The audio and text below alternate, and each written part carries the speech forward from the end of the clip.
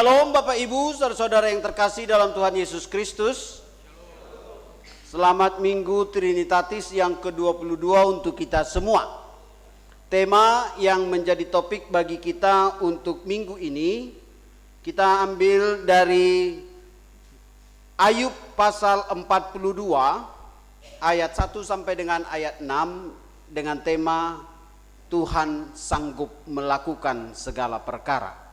Firman Tuhan yang menjadi khotbah bagi kita dari kitab Ayub pasal 42 ayat 1 sampai dengan ayat 6. Saya akan membacakan untuk kita semua, Bapak Ibu, saudara-saudara yang terkasih, mari kita mengikutinya dalam hati kita. Ayub mencabut perkataannya dan menyesalkan dirinya. Maka jawab Ayub kepada Tuhan, "Aku tahu bahwa Engkau sanggup melakukan segala sesuatu yang tidak ada rencanamu yang gagal. Firman-Mu, siapakah dia yang menyelubungi keputusan tanpa pengetahuan? Itulah sebabnya tanpa pengertian aku telah bercerita tentang hal-hal yang sangat ajaib bagiku dan yang tidak ku ketahui. Firman-Mu, dengarlah, maka akulah yang akan berfirman. Aku akan menanyai Engkau, supaya Engkau memberitahukan aku. Hanya dari kata orang saja aku mendengar tentang Engkau, tetapi sekarang mataku sendiri memandang Engkau.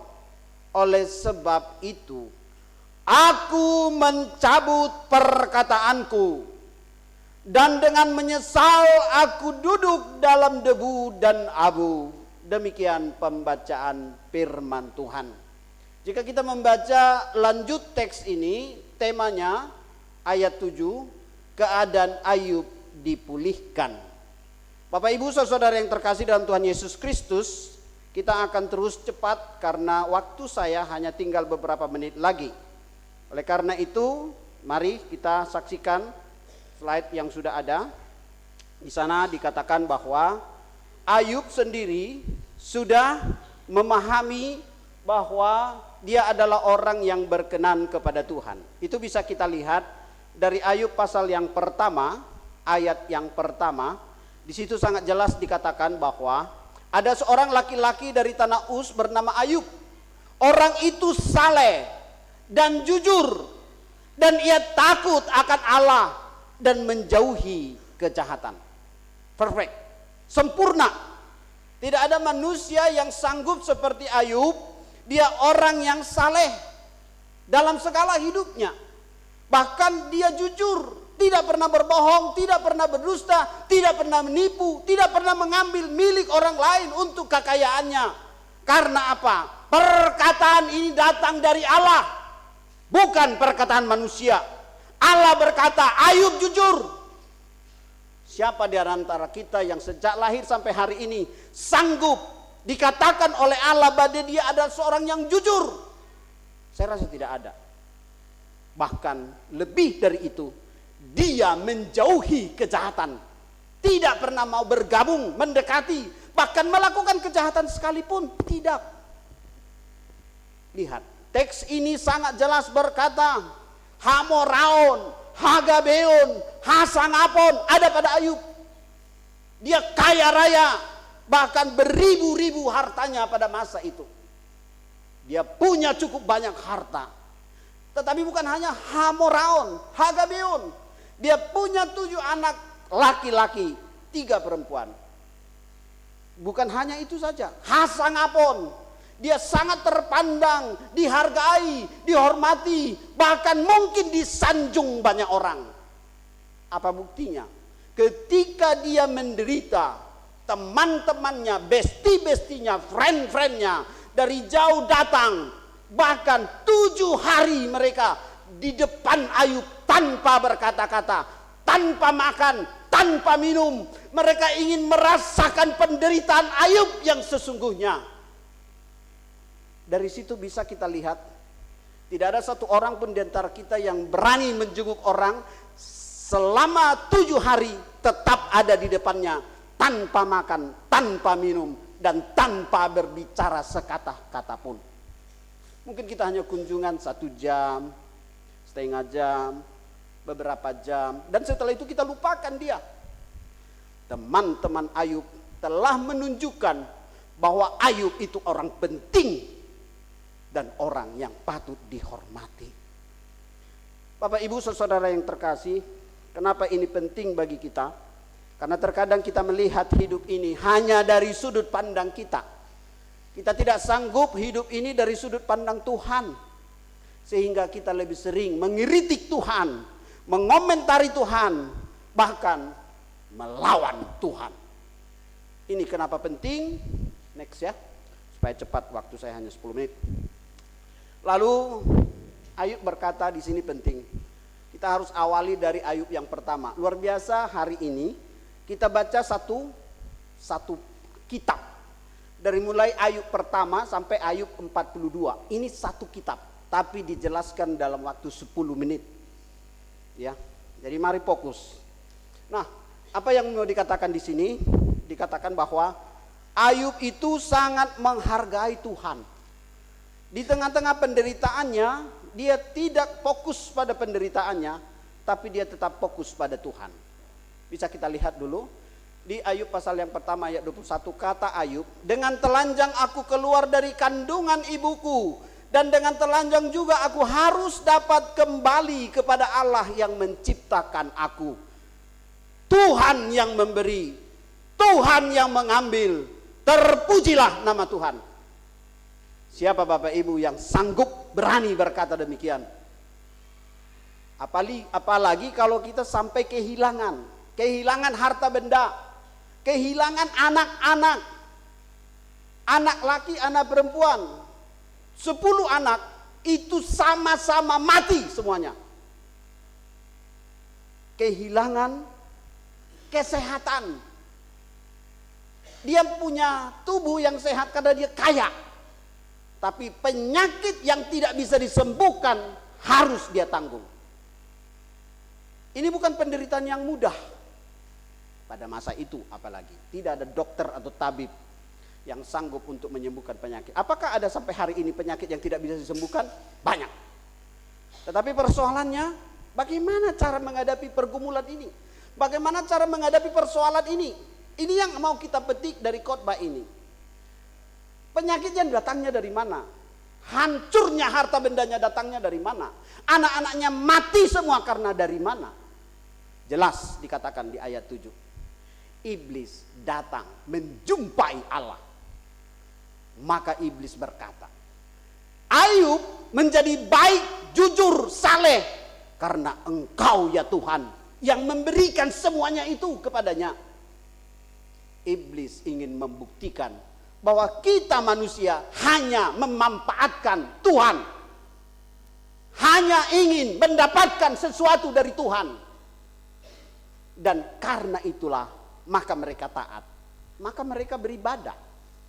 Karena setiap kali anaknya pesta pora, Daud selalu berkata, aku harus mengurapi mereka, mendoakan mereka, menguduskan mereka. Lalu Ayub membawa domba atau kambing atau apa untuk korban pengampunan dosa. Nah, kemudian saya bergumul, rahasianya apa? Kenapa anak-anak Ayub mati? Nah, ini nanti saya sampaikan ya. Maka firman Tuhan kepada iblis, jadi iblis juga melakukan firman Tuhan. Bapak Ibu, jangan anggap hanya Anda saja yang melakukan firman Tuhan. Iblis pun melakukannya, tetapi dia tidak percaya. Nah, apalagi dengan kita, tidak mendengar firman Tuhan, tidak melakukan firman Tuhan, apa yang bisa kita lakukan? Ayub 1 ayat 6. Maka firman Tuhan kepada iblis, nah, ia ada dalam kuasamu. Ternyata Tuhan bisa mengizinkan Bapak Ibu ada dalam kuasa iblis. Hanya sayangkan nyawanya. jangan sentuh nyawanya. Jangan sekali-kali engkau membuat dia kehilangan nyawanya. Ada orang bolak-balik tabrakan tetap hidup. Ada orang bolak-balik penyakit kritis tetap hidup. Itu karena apa? Tuhan yang pegang nyawa kita. Bukan penyakit, bukan kecelakaan, bukan apapun. Apa yang dilakukan? Kemudian iblis melakukan firman Tuhan. Lalu ditimpakannya Ayub dengan penyakit yang sangat busuk. Mungkin beberapa meter dari tempat itu sudah tercium bau bangkai. Bapak Ibu, ini penyakit yang mengerikan. Kemarin kita gotong royong untuk membersihkan parit lingkungan gereja ini. Dan parit ini penuh dengan segala penyakit. Awalnya saya terdesak karena Amang calon Sintua Guntur Nenggolan tiba-tiba sudah berada di lokasi jam 7. Saya masih melihat, memantau dari ketinggian saya gitu ya. Saya karena lantai 2 ya. Kok ada pakuk apa ini? Ternyata tiba-tiba beliau cepat datang ke gereja karena setelah itu mau ke pesta. Nah, ini luar biasa calon Sintua ini. Jadi gereja dulu baru pesta. Lalu ke sana saya lihat, wah, saya sudah ketinggalan start nih. Saya cepat-cepat turun, sementara saya persiapan kurang ya. Tangan saya nggak pakai sarung dan lain sebagainya. Lalu kemudian kami kerja, ya ini hanya beberapa orang saja ya. Mang calon Sintua Simbolon ya, yang juga ikut kerja. Jadi beberapa dari kami, Amang Sinaga ya. Ya, yang tahap pertama aja ya, Amang Sinompul, maaf, ini Amang Sinompul tahap 2 ini. Jadi Amang sudah putar juga tahap 2, Inang Majuntak ya, Inang Sehan ya, Inang yang lain. Nah, tahap 1, kami masuk ke paret. Paret ini adalah tempat di mana semua penyakit berkumpul, gitu ya. Dan kabarnya ada biawak di situ. Tapi mungkin karena Amang Nenggolan duluan, jadi biawaknya lari duluan. Nggak dapat, nggak ketemu gitu. Nah, kami kerja keras ya. Awalnya tidak ada apa-apa, tapi saya hanya ceritakan cepat di situ karena terlalu capek, mungkin Amang Nenggolan dia jatuh ke paret. Yang kedua, karena terlalu semangat, dia potong pipa air rumah sebelah. Dikira itu akar dari pohon karena udah tertutup gitu. Pak gitu. Keluar air gitu. Intinya apa yang mau saya katakan di situ?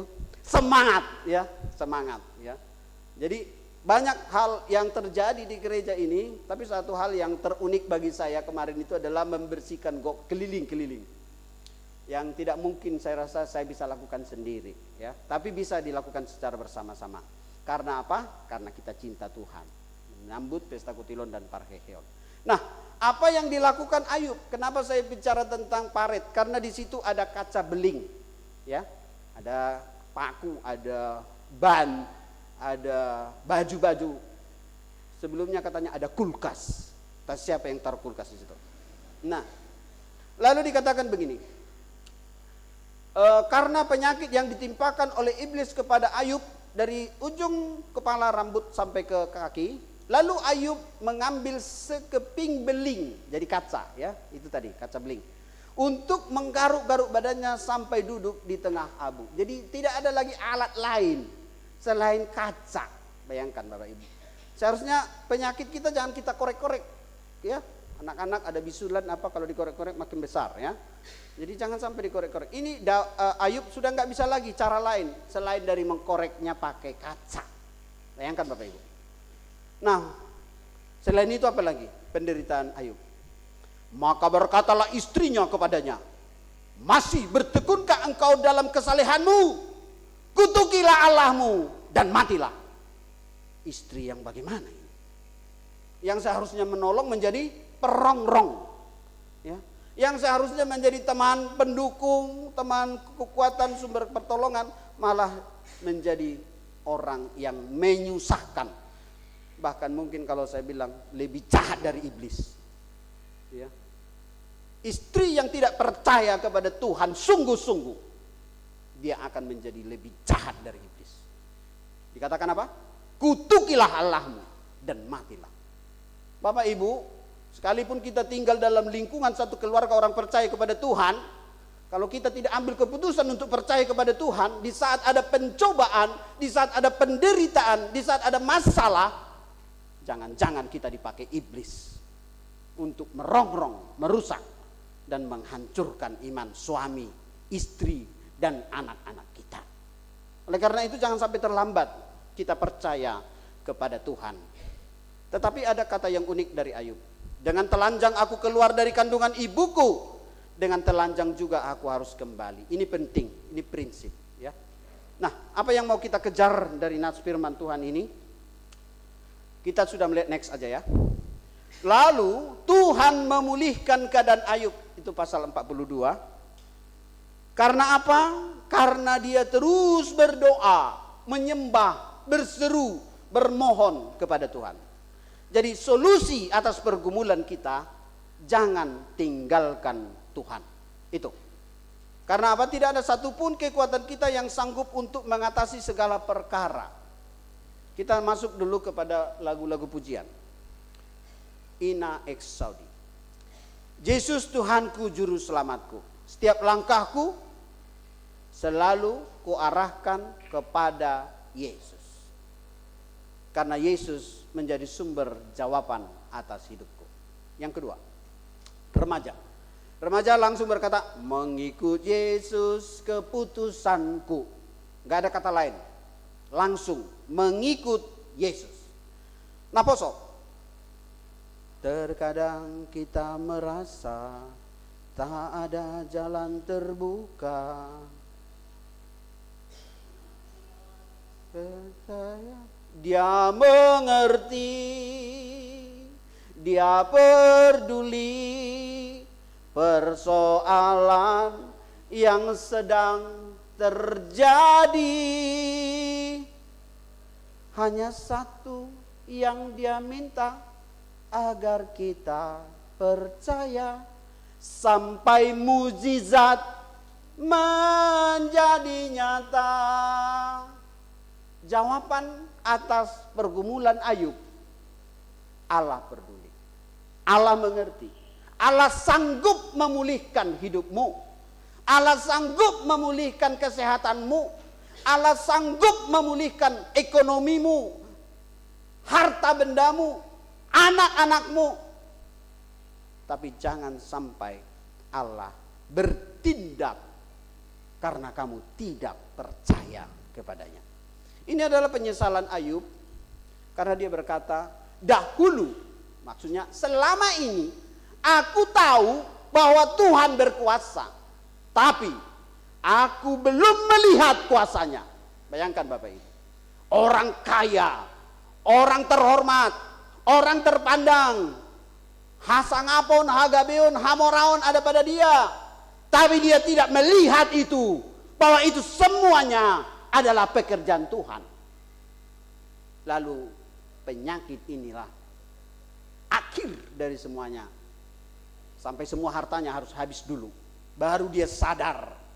Bapak Ibu, jangan sampai persoalan ini ada padamu. Setelah semuanya habis, anakmu habis, hartamu habis, bahkan dirimu sendiri sudah tidak mungkin lagi disembuhkan. Baru kau sadar benar bahwa hanya Tuhan yang sanggup menolong. Tapi di titik terakhir itu pun Tuhan tidak pernah tinggal diam. Karena apa? Orang-orang yang mau bertobat dan mau datang kepada Tuhan, dia akan segera mendapat pertolongan.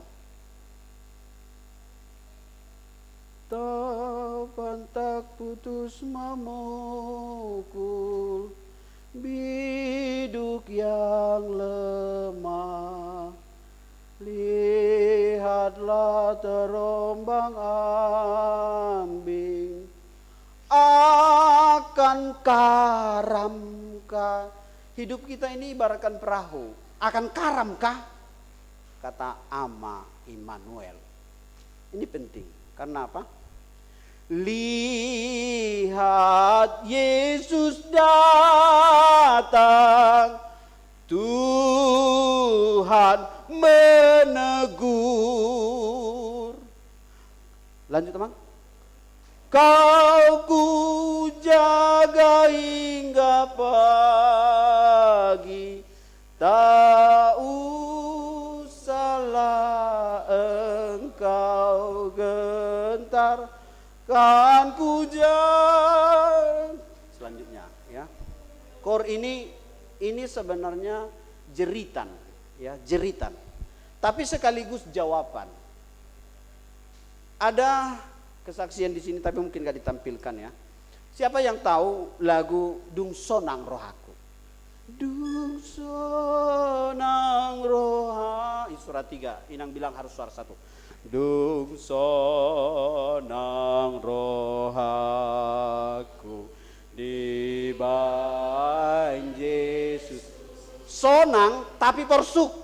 Porsuk pehu aon. Kenapa bisa sonang walaupun porsuk? Napos dorohaku dituhatai. Di pasonang. Di pasonang tok tok rohaku. Di pasonang. Sonang do,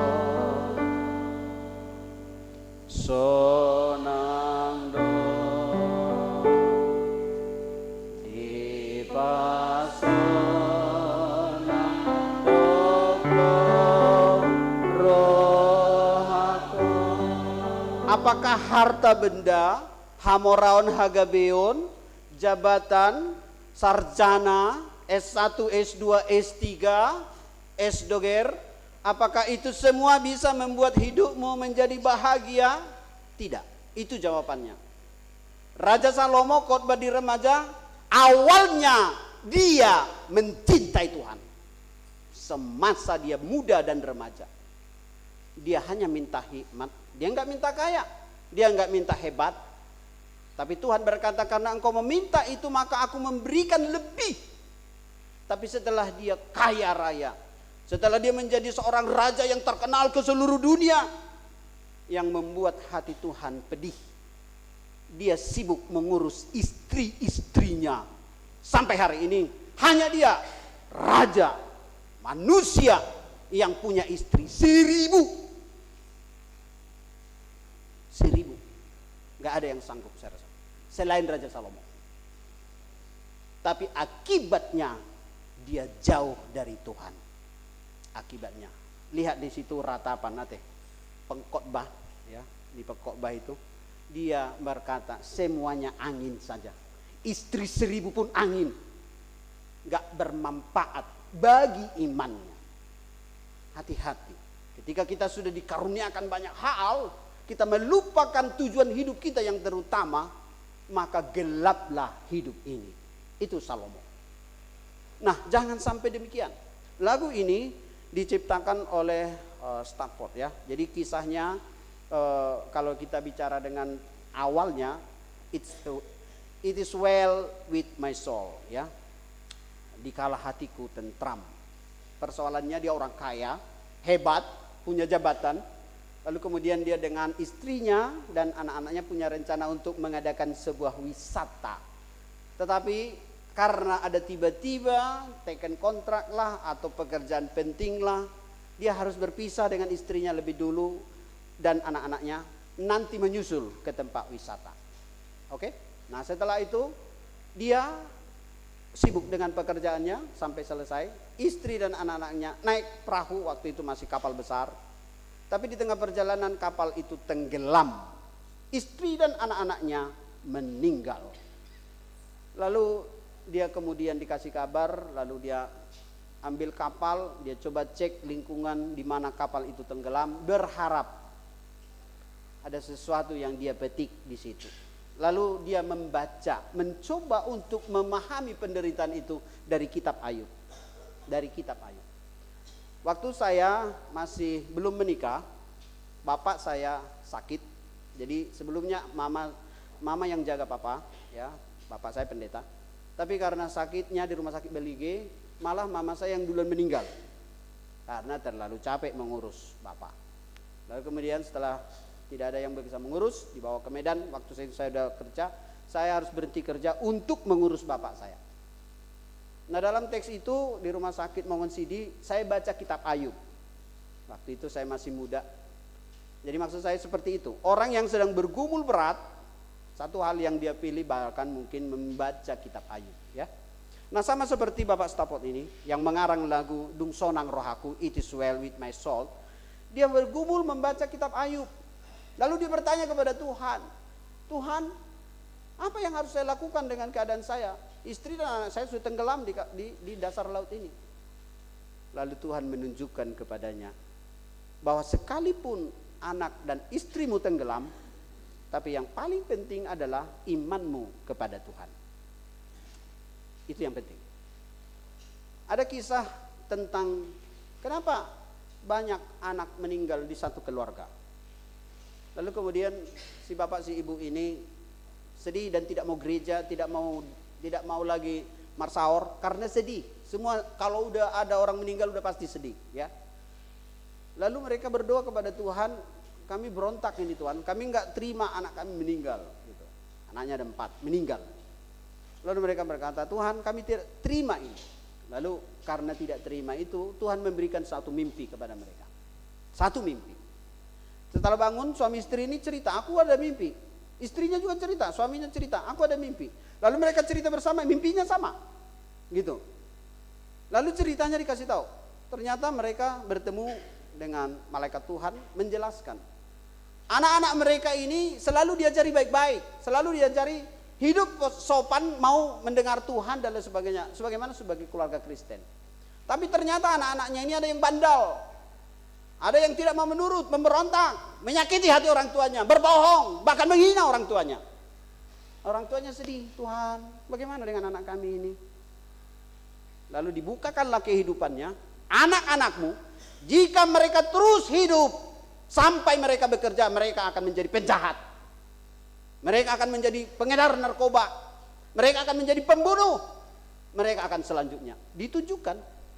Oleh karena itu, Tuhan menetapkan, daripada mereka menjadi penjahat, lebih baik, lebih cepat mereka diambil daripada mereka menyusahi kamu. Lalu mereka sadar, ternyata bukan kita yang memutuskan, Tuhan yang memutuskan. Jadi ini menjadi pendidikan penting bagi kita. Anak Ayub 7, laki-laki 3 perempuan, mereka semua meninggal. Karena apa? Setiap malam berpesta pora dan mabuk-mabukan. Dan Ayub yang harus mohon ampun atas dosa mereka. Oleh karena itu Tuhan stop. Anak-anak kami, remaja, naposo, jangan pikir hidup kita bisa panjang jika kita tidak diizinkan oleh Tuhan. Oleh karena mari belajar untuk menghargai pemberian Tuhan. Hormati orang tua kita, bekerja dengan baik, belajar dengan baik, berjuang dengan baik. Terima kasih untuk pelayanannya di gereja ini. Terima kasih untuk semua kesaksian-kesaksian kita. Kiranya kalian bisa menjadi anak-anak yang hebat, bisa menjadi pejabat, bisa menjadi pemimpin ke depan di negara kita ini. Terakhir, 5 proses pemulihan dari Ayub. Yang pertama, memohon ampunlah selalu kepada Tuhan atas setiap dosa kita. Ayub orang jujur, tapi berdosa juga ketika dia kena penyakit. Itu ya. Oleh karena itu segera bertobat. Yang kedua, ampunilah kalau suami istri, suamimu, istrimu, anak-anakmu, keluarga, mertua, orang tua, teman-temanmu. Ingat, ketika Ayub mengampuni teman-temannya, maka Tuhan memulihkan harta bendanya. Jadi ternyata rezeki kita bisa dari teman-teman kita, ya. Baru jangan tergoda untuk melakukan kejahatan. Yang ketiga, teruslah untuk bersekutu dengan Tuhan. Sembah dan puji Dia, sembah dan puji Dia, sembah dan puji Dia. Dia Raja. Saya harap nanti ini lagu ini menjadi Natal, itu penting dinyanyikan karena itu adalah lagu penyembahan sampai ke sorga. Yang keempat, fokus. Apapun pekerjaan kita harus fokus. Fokus pada Tuhan dan firman-Nya. Yang terakhir, tekun belajar merenungkan dan mendengar suara Tuhan. Itulah kenapa Ayub bisa dipulihkan. Hartanya 2 kali lipat dari yang telah dia terima sebelumnya. Udah kaya, makin kaya. Udah terhormat, makin terhormat. Punya anak 10, kasih 20. Tapi anak-anak yang taat dan percaya Tuhan. Itulah pemulihan dari Tuhan. Enggak tanggung-tanggung amanah. Engkau sekarang menghadapi beban apa? Penyakit? Dari mana sumbernya? Dan siapa yang bisa menyembuhkan? Ingat, hanya Tuhan. Yang kedua, engkau punya pergumulan apa? Ekonomi, sulit membiayai anak-anak, sekolah, pekerjaan, gereja, pesta kotilon, merasa berat untuk memberikan untuk Tuhan. Ingat Ayub, jangan sampai semuanya diambil oleh Tuhan darimu. Mari berikan tanggung jawab kita kepada Tuhan. Itu bukan milik kita, itu milik Tuhan. Dan jika kita percaya apa yang kita berikan lebih dari situ, Tuhan bisa lipat gandakan. Itu janji Tuhan. Ayub mendapatkan itu. Mari dapatkan itu dalam hidup kita masing-masing. Percayalah bahwa Allah kita hidup, mendengar, dan mampu. Bartimeus, Yesus anak Daud, kasihani aku. Apa yang kau inginkan dari Yesus? Aku mau melihat Tuhan. Sekarang melihatlah. Yesus dapat melakukan itu. Mari kita tutup, kita berdoa.